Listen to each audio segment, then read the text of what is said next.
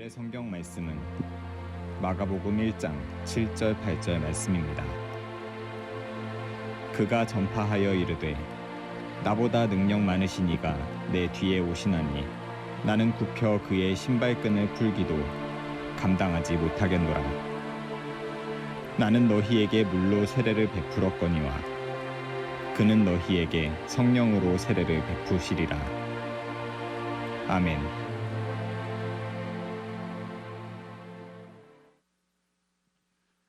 올 한 해 하늘의 축복이 여러분 매일매일 삶 가운데 넘쳐나시길 기원합니다. 새해 첫 주일이라서 그런지 아주 찬양도 힘차고 우리 찬양대 찬양도 너무 힘찼던 것 같아요. 감사합니다. 신앙 점검표 한번 해보셨어요? 난 깜짝 놀랐어요. 해보면서 간당간당 하더라고요. 더 열심히 신앙생활 하도록 하겠습니다. 오늘 2024년 첫 주일 교회력을 이렇게 봤어요. 성서전과 교회력을 보니까 복음서 말씀이 마가복음 1장이었습니다. 마가복음 1장. 이게 개인적으로 저는 이게 새해 첫 주일이라서 더욱더 이 마가복음 1장 말씀이 우리에게 주어진 게 저는 더욱 의미가 있는 것 같았습니다. 여러분 잘 아시죠? 이 4복음서 중에서 마가복음이 제일 먼저 쓰여진 복음서라는 사실을 우리가 알고 있습니다. 그런데 그 첫 장, 마가복음 첫 장이 바로 오늘 우리가 새해 첫 주일 묵상해야 될 말씀이라는 거죠. 여러분 이 마가복음이 처음 쓰여졌을 때가 언제냐면 기원 후죠. AD 65년에서 한 70년경. 그때가 언제냐면 여러분 잘 아시는 네로 황제를 비롯해서 굉장히 많은 로마 황제들이 기독교를 아주 극심하게 박해했던, 그래서 그 박해를 극심하게 경험하고 있었을 때였습니다. 이 모진 박해 가운데 어떤 사람들이 이제 생기냐 하면 불덩이에 던져지기도 하고 맹수의 밥이 되라고 던져지기도 하는 그런 순교자들까지 생겨났던 그런 시기였습니다.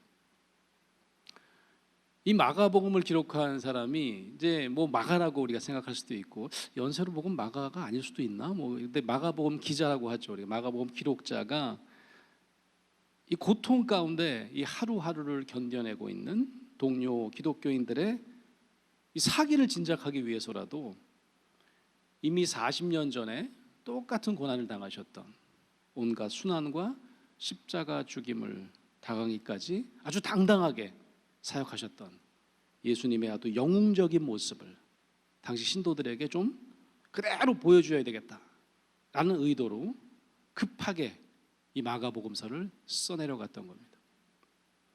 그래서 이 마가복음 읽어보면요, 4개 복음서 중에 제일 짧아요. 예수님의 이 연대기적인 어떤 전기라는 느낌이 잘 안 들어요. 그런 느낌보다는 예수님의 공생애 30세 이후에 목수로 살았던 그 전 생애 말고 이 공생의 30세부터 시작되는 사역에 아주 집중하고 아주 중요한 사건부터 기술합니다. 그런 글쓰기를 해요. 그러니까 마태복음이랑 누가복음이랑 좀 달라요. 마태복음, 누가복음에는 예를 들면 예수님이 어떻게 태어나셨나 탄생설화라든지 아니면 예수님의 족보라든지 이런 것들이 좀 이렇게 차분하게 기술이 되어 있는 반면에 마가복음에는 그런 걸 찾아볼 수가 없습니다. 그래서 이 글의 형식이나 이 구조를 보면 좀 엉성해 보인다 이렇게 보일 수도 있어요.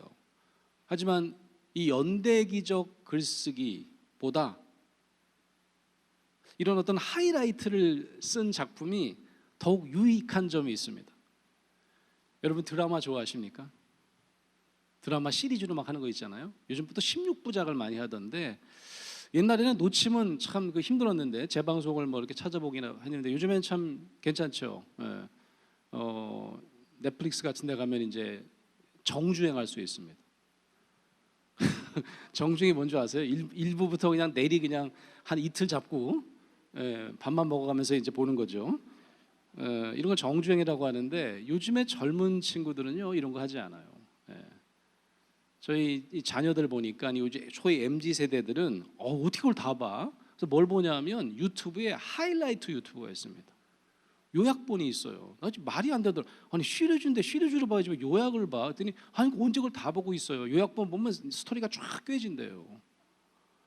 저도 이제 연인이라고 하는 이제 최근에 작품이 굉장히 인기가 있다고 그래갖고 벌써 1부가 끝난 거예요. 그래서 이제 시즌 2를 하는데 시즌 1을 언제 봐요? 저같이 바쁜 사람이. 아까 우리 목사님 바쁘다고 또 이렇게 해주셨는데 근데 요약본으로 봤잖아 제가 연인. 다 이해되더라고요. 시즌 2를 보는데 전혀 지장이 없어요. 우리가 가지고 있는 신약 성경의 이 마가복음이 바로 그런 겁니다. 예수님의 사역의 요약본이에요. 하이라이트예요. 그래서 많은 복음서들이 당연히 마가복음을 참조했을 것이다 이렇게 생각을 하는 거죠. 여러분 우리가 가지고 있는 신약 성서가요, 이렇게 마태, 마가, 누가, 요한 이렇게 시작되잖아요. 이게 순서대로 쓰여졌다고 생각하시는 분도 계시더라고요. 그렇지 않습니다. 마가복음 이제 중간에 나오잖아요. 마태, 마가잖아요. 마가가 제일 먼저 쓰여졌다면서요, 그죠? 제가 질문을 한번 해볼게요. 신약 성경이 몇 권이죠? 왜 그러세요? 27권이잖아요. 27권 중에 복음서가 먼저 쓰였을까요? 바울 서신서가 먼저 쓰였을까요? 당연히 복음서가 먼저 쓰였을 것 같죠? 신약학자들은 다르게 얘기합니다. 대부분의 신약학자들은 이 사도 바울이 선교여행을 시작한 지 얼마 되지 않은 시점이에요.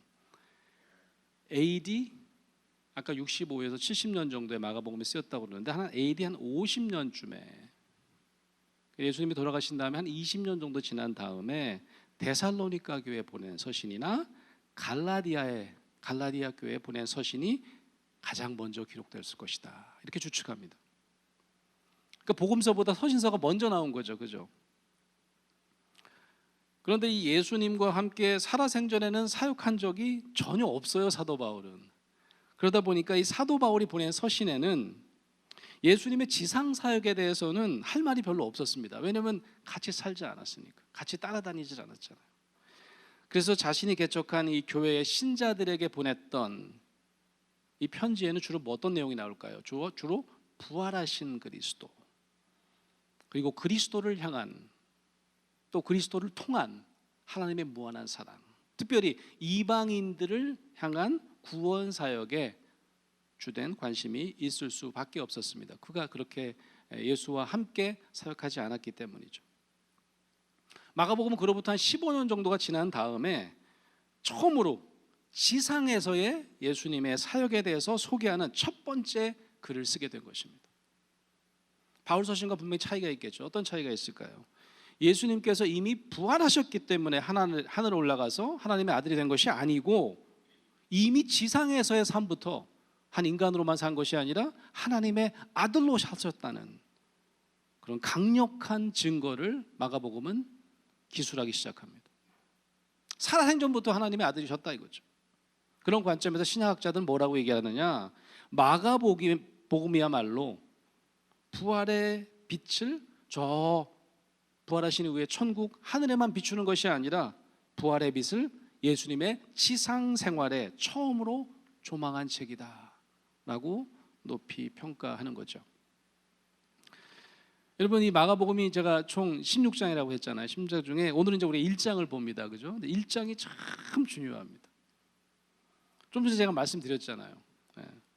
이 마가복음은 예수님의 사역의 하이라이트를 중요한 것부터 요약본이니까 썼다고 그랬잖아요. 그러면 맨 첫 번째 장엔 대체 어떤 내용을 기술했을까? 이게 궁금해지셔야 돼요. 궁금하시죠? 왜냐하면 가장 중요한 걸 먼저 쓰는 방식을 채택했으니까요. 마가복음 1장 첫 절만 읽어도 마가복음 기자가 얼마나 대범하게 예수 그리스도를 증거하는지 한눈에 알 수 있습니다. 마가복음 1장 1절은 이렇게 시작합니다. 한번 들어보세요. 하나님의 아들 예수 그리스도의 복음의 시작이라. 별거 아니죠. 여러분 듣기에는 너무 당연하고 너무 익숙한 표현이지만 서슬퍼런 네로 황제 박해 시기에 이런 첫마디 이 가히 혁명정이라고 할 수 있습니다. 왜 그럴까요? 로마 황제 시기에는 이 하나님의 아들이라는 표현을 많이 썼어요. 일반적인 표현입니다. 이걸 누구한테 썼는지 우리가 잘 알아야 합니다. 로마 신정 시대에는 하나님의 아들은 제우스 신의 아들을 의미합니다. 황제를 의미해요. 때때로 로마인들은 자신을 구해줄 영웅들을 하나님의 아들 이렇게 일컫기도 했습니다. 유대인도 마찬가지죠. 유대인도 하나님의 아들은 메시아예요. 그걸 히라보로 하면 그리스도, 기름 부은 왕을 의미합니다. 이런 상황 가운데 마가복음 뭐라 그러는 거예요? 첫 절부터 갈릴리 한 자그마한 마을의 한 목수의 아들 예수를 하나님의 아들이라고 선언하고 그리스도, 즉 세상을 구원할 메시아라고 칭하고 있습니다. 당시 로마 황제가 들었거나 로마 당국, 행정 관료들이 들으면 아마 기절초풍할 그런 반역적인 표현인 것입니다.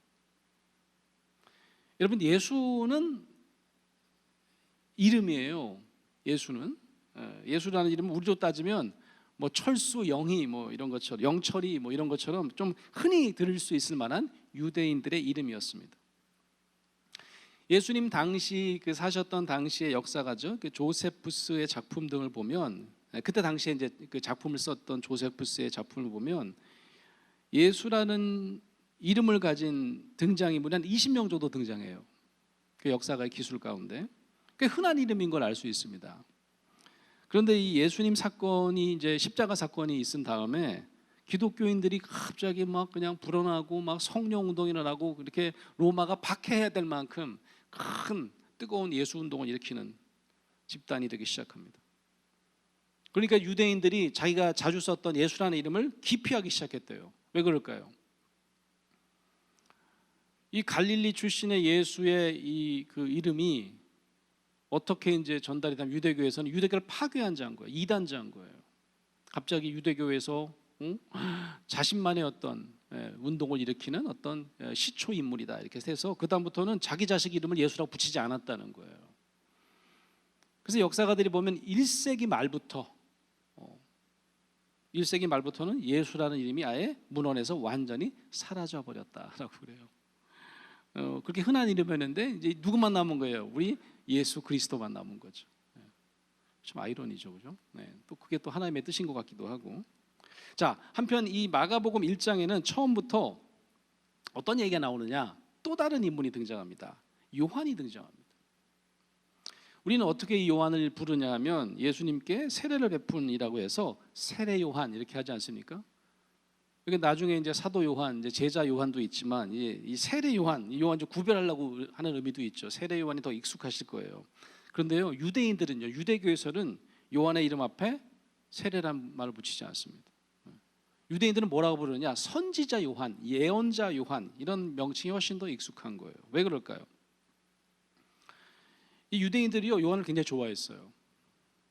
요한은 유대 역사를 보면 유대 역사 가운데 아주 정신사적인 한 획을 그은 인물로 요한을 아주 높이 평가합니다. 그 이유가 뭐냐 하면 세례 요한이 처음 등장한 시기가 바로 한 정확하게는 444년 동안 예언의 소리가 유대 땅에서 완전히 끊겼던 시기예요.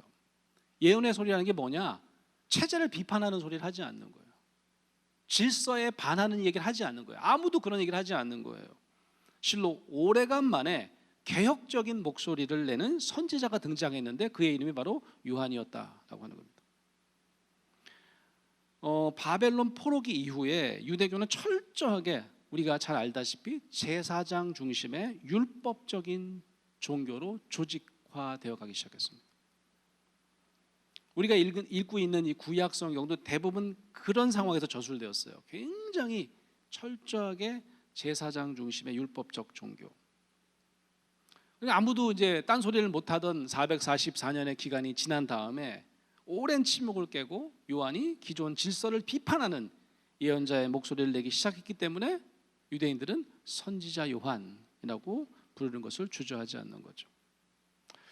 어쨌든 우리 입장에서는 기독교인들은 아니 그래도 세례 요한이 다니면서 그렇게 세례를 많이 줬다며 막 수백 명, 수천 명을 막 그냥 세례를 줬다며 그러니까 질문하실 수도 있어요. 그러니까 세례 요한이라고 불러도 되지 않나? 세례보다 더 중요한 게 어쩌면 있을 수도 있어요. 그 당시 이 기존 유대교에서 세례는 어떤 거였느냐?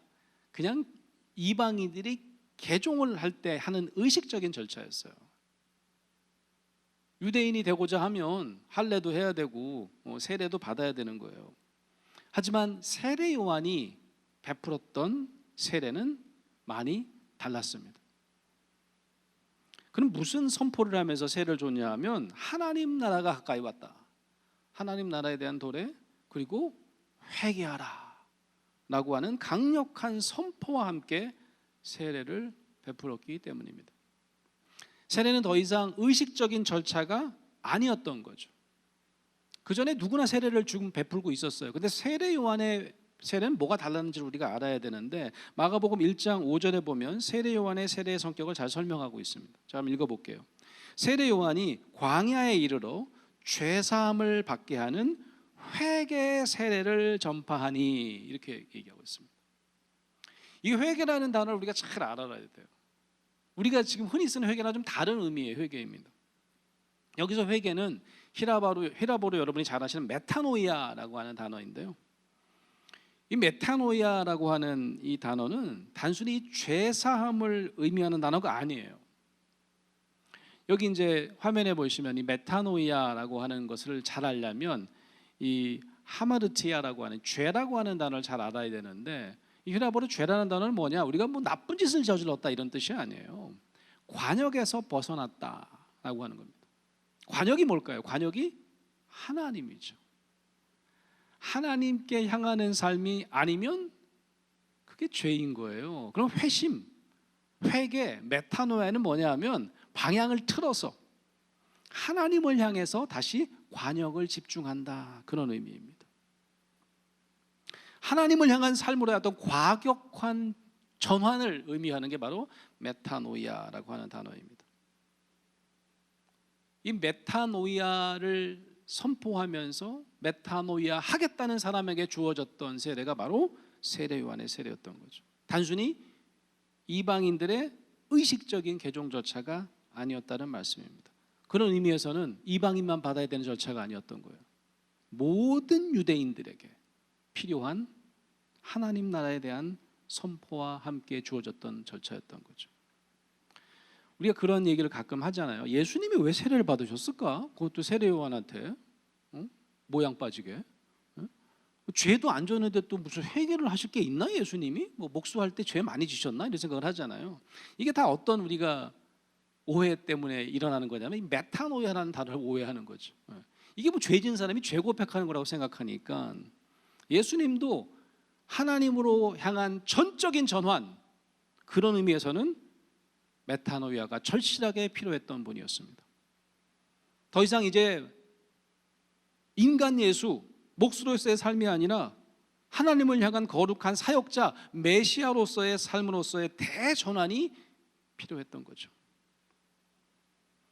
여러분, 예수님의 십자가 사건에서도 역시 메타노이아, 진정한 회개, 하나님으로의 대전환이 진행되고 있습니다.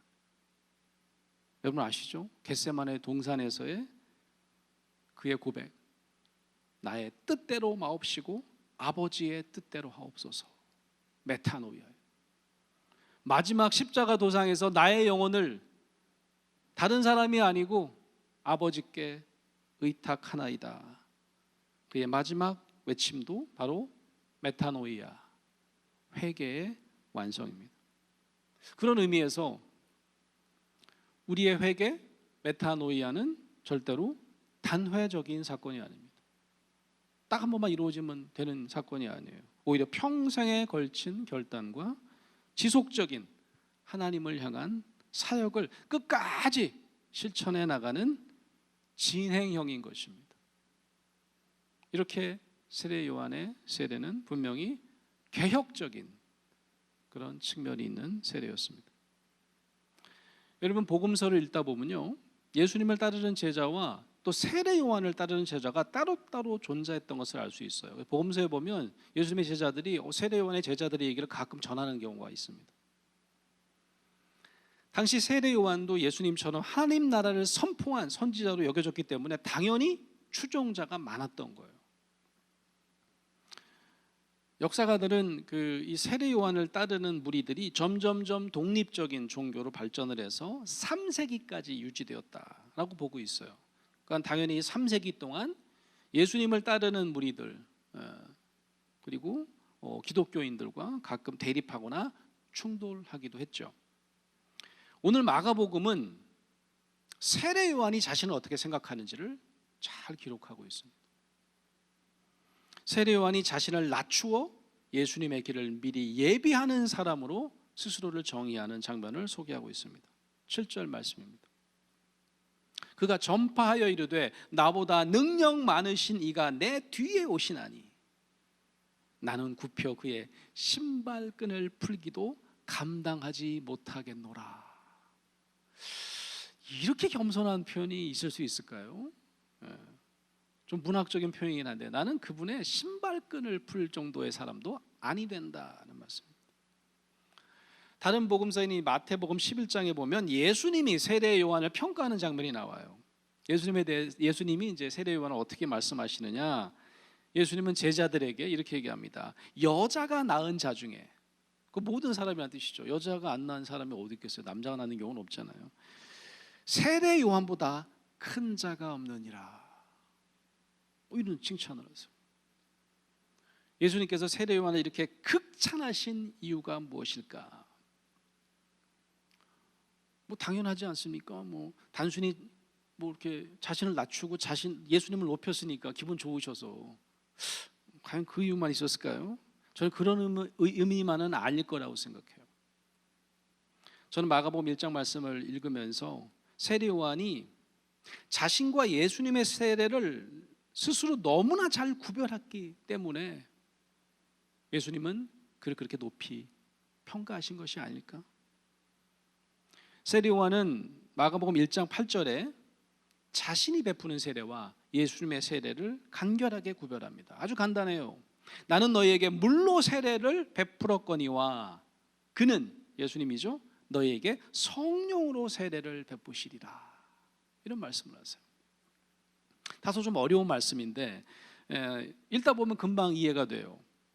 자신과 예수님의 세례를 구별하고 있는 이 요한에게 예수님이 직접 가십니다. 저 갈릴리 나사렛으로부터 직접 찾아와서 요단강에서 세례를 받았다고 마가복음은 기록하고 있어요. 그런데 거의 비슷한 세례를 하나님 나라를 선포하고, 그죠? 메타노이아를 선포한 다음에 세례를 줬던 되게 비슷한 세례를 준 사람처럼 보이지만 예수님도 요한에게 세례를 받으신 이유가 따로 있었습니다.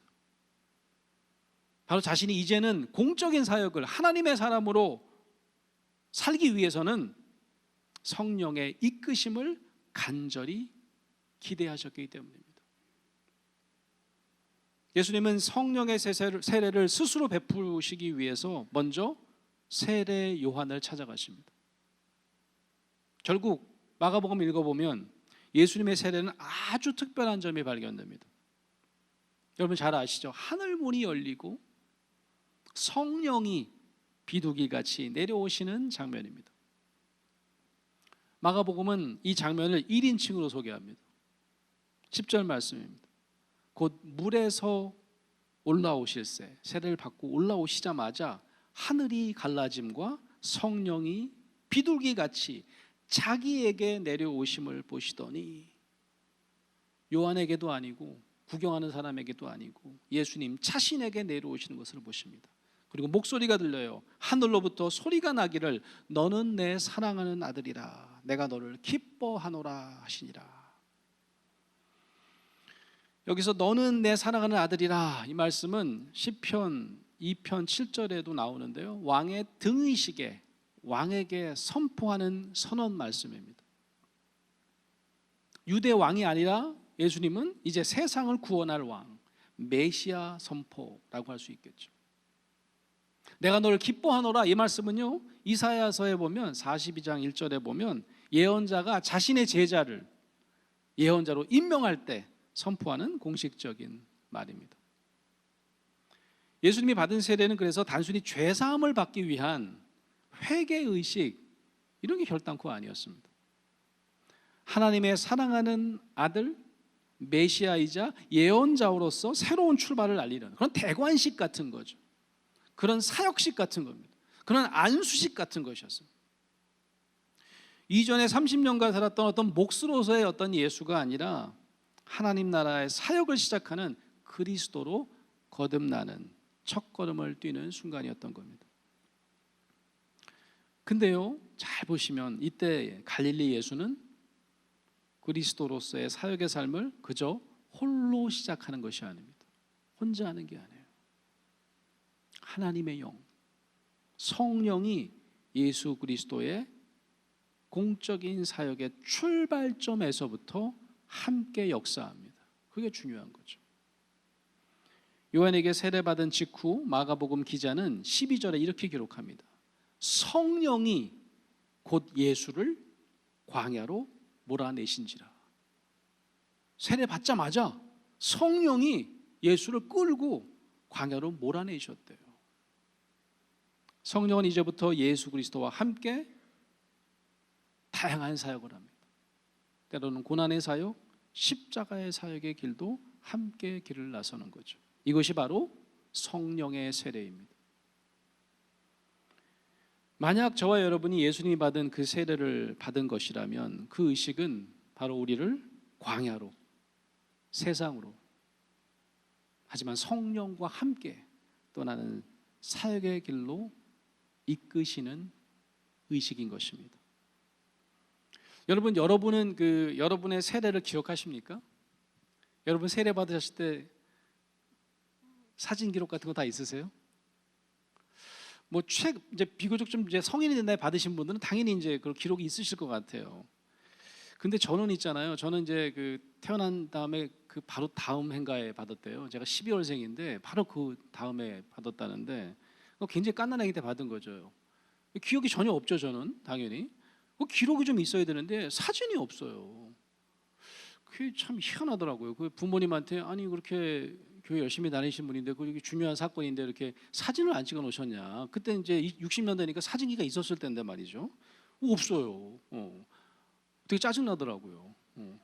그래서 내가 다음에 어떤 사진을 가져오셔갖고 야 이게 너 세례 받은 한 1년도 안 됐을 때 찍은 사진이에요. 그게 무슨 의미가 있어요? 아니 세례 받는 걸 찍었어야죠. 그래서 이제 안타까운 마음이 들어가지고 저도 이제 담임 목회를 처음 이제 미국서 하는데 전 이제 미국인 교회에서 목회를 했는데 유아 세례를 많이 줘요. 아이만 태어나면 유아 세례를 다 주더라고요. 이제 미국 사람들도. 목회할 때 유아 세례 할 때요 제 기억이 있잖아요. 그러니까요 저는요 기념품을 진짜 엄청 준비한 거예요. 그러니까 물로 한 다음에 물이 흐르잖아요. 그럼 이제 타월을 준비하고 조그만 타월에다도 아기 이름을 써요 또. 그런 다음에 또 타월로 막 닦아요. 그런 다음에 타월로 이제 기념품을 주는 거예요. 엄마가 이제 아이를 안고 있으면 아빠는 좀 맹숭맹숭 하잖아요. 그러니까 아빠는 또 촛불을 들고 있게 하는 거예요. 촛불을 들고 있으라 그런 다음에 촛불에다 또 아기 이름을 다 써 또. 베프티스드 바이 리버사이드 UMC 이렇게 쓴 다음에 크게 선물을 주는 거예요. 끝난 다음에 사진이요 당연히 찍어야죠. 사진 딱 찍어 갖고 액자까지 해갖고 딱 주는 거예요. 그럼 막 타올에다가 촛불에다가 액자에다가 막 사진에다가 막 어마어마한 거죠. 그 한동안 그렇게 하다가 순간 이런 생각이 들었어요. 세례 당일의 경험이 그렇게 중요한가? 그때 사진이나 난 그게 되게 필요했다고 생각했던 사람인데 그때를 기념하는 물품이 그렇게 중요한 것인가? 그런 생각이 들더라고요. 그 세례 당일 사건이 이렇게 중요한 것인가? 제가 한 이야기가 생각났어요. 제가 예전에 들은 이야기인데 여러분 그 아일랜드에 가면 되게 유명한 수호 성인이 있습니다.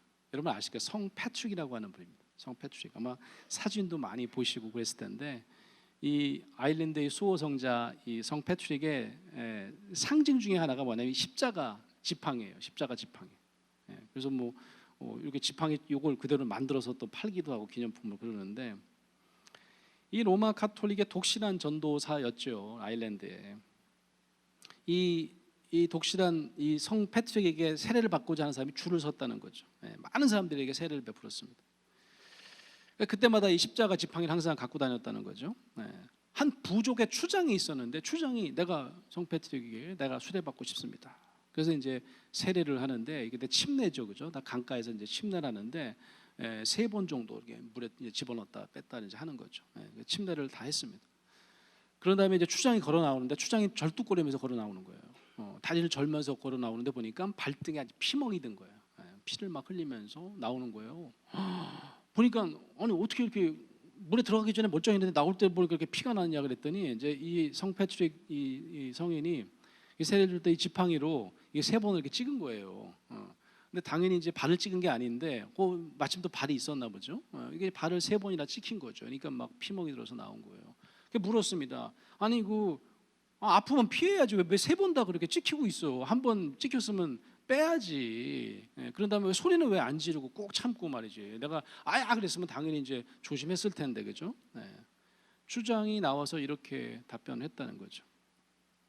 제가 예수님의 십자가 고통에 대한 얘기를 참 많이 들었는데 자기 같은 죄인이 세례를 받을 때는 당연히 십자가로 이렇게 3번 정도 찍혀야 이게 이제 하나의 어떤 당연한 절차인 줄 알았습니다. 나는 이게 이렇게 매맞는 건 줄 알았습니다.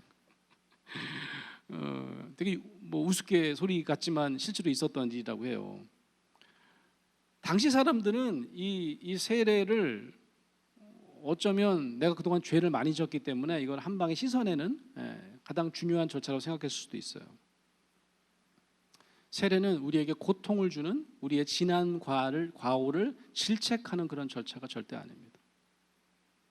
제가 처음 목사가 돼가지고 유아 세례를 준비할 때 제 선배 목사에게 제일 많이 들었던 얘기가 뭔지 아세요?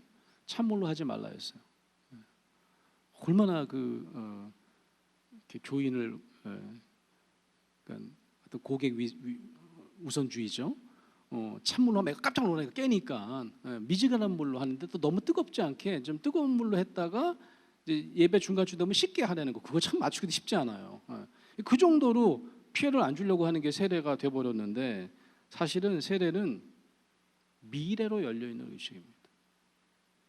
과거에 우리의 죄와는 상관없이 미래로 열려있는 의식이에요.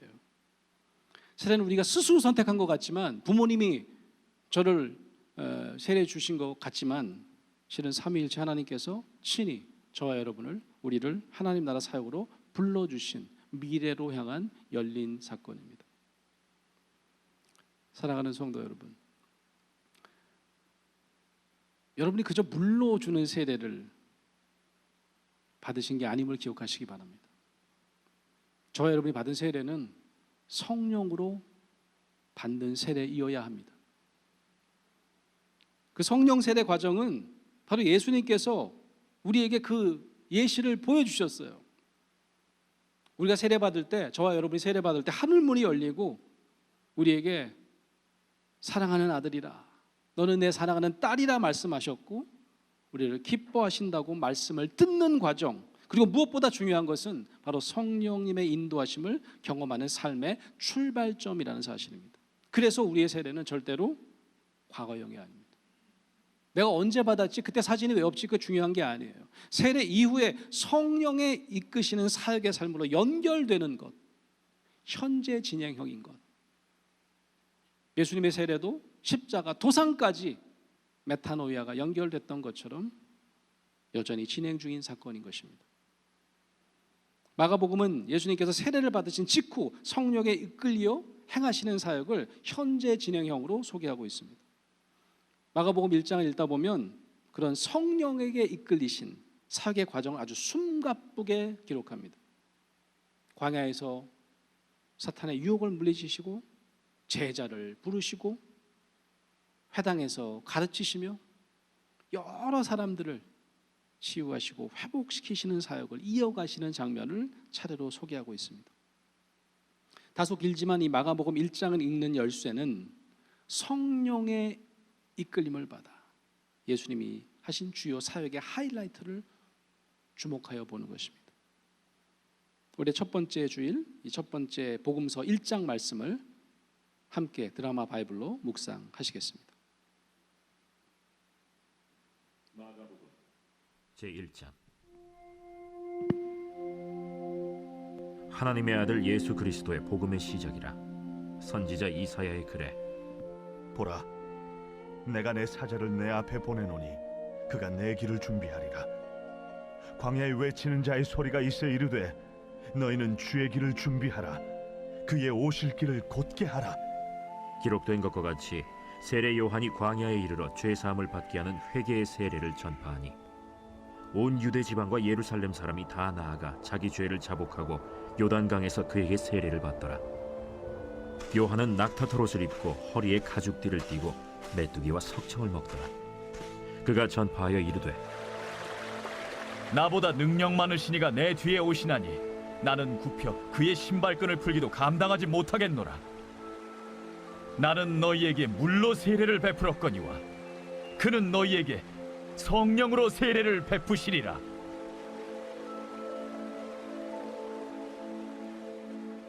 그때 예수께서 갈릴리 나사렛으로부터 와서 요단강에서 요한에게 세례를 받으시고 곧 물에서 올라오실세 하늘이 갈라짐과 성령이 비둘기같이 자기에게 내려오심을 보시더니 하늘로부터 소리가 나기를 너는 내 사랑하는 아들이라 내가 너를 기뻐하노라. 성령이 곧 예수를 광야로 몰아내신지라. 광야에서 40일을 계시면서 사탄에게 시험을 받으시며 들짐승과 함께 계시니 천사들이 수종들더라. 요한이 잡힌 후 예수께서 갈릴리에 오셔서 하나님의 복음을 전파하여 때가 찼고 하나님의 나라가 가까이 왔으니 회개하고 복음을 믿으라.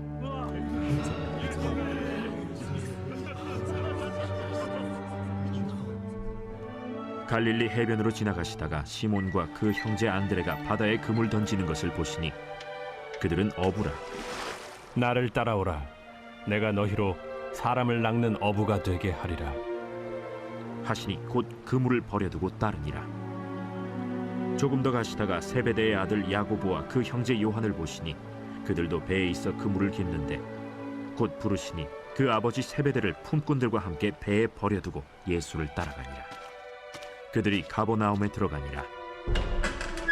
예수께서 곧 안식일에 회당에 들어가 가르치시매 무사람이 그의 교훈에 놀라니 이는 그가 가르치시는 것이 권위 있는 자와 같고 서기관들과 같이 아니함일러라. 마침 그들의 회당에 더러운 귀신 들린 사람이 있어 소리질러 이르되 나사렛 예수여, 우리가 당신과 무슨 상관이 있나이까? 우리를 멸하러 왔나이까? 나는 당신이 누구인 줄 아노니 하나님의 거룩한 자니이다. 잠잠하고 그 사람에게서 나오라.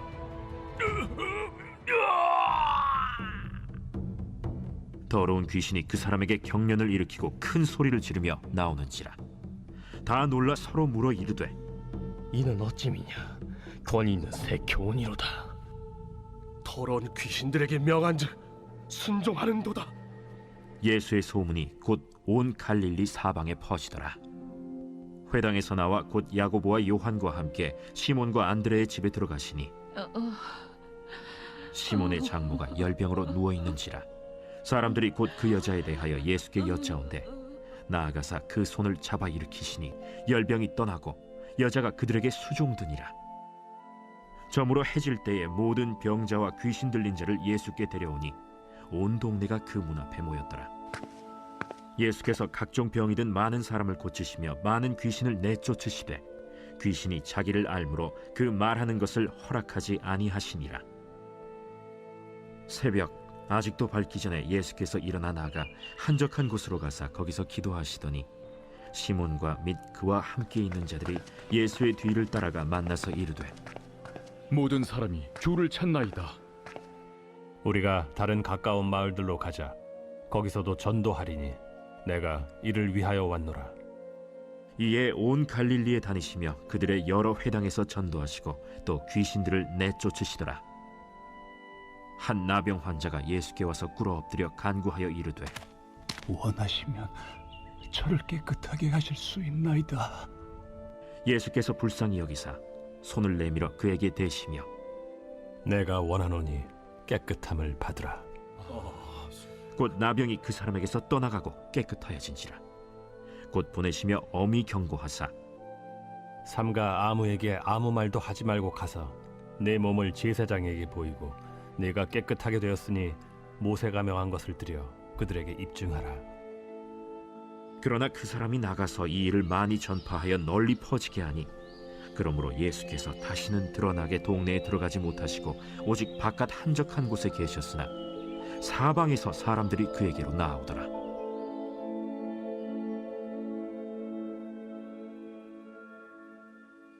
사랑하는 성도 여러분, 여러분은 성령으로 세례 받으셨음을 믿으십니까? 예. 우리가 받은 세례의 본보기는 바로 예수님이 받으신 그 세례입니다. 우리가 받은 세례는 결코 과거에 이미 끝난 신앙의 과거 사건이 아님을 꼭 기억하시기 바랍니다. 지금도 우리의 세례는 하나님께로 우리의 삶을 전환하는, 방향을 바꾸는 그런 메타노이아로 진행되고 있는 현재의 사건입니다. 올 한 해 저 여러분 세례받은 사역자로 성령에 이끌려 매일매일 하나님을 바라보는, 하나님께 방향을 트는 메타노이아 회개의 삶을 이어가시는 저 여러분 되시기를 간절히 바랍니다. 아멘.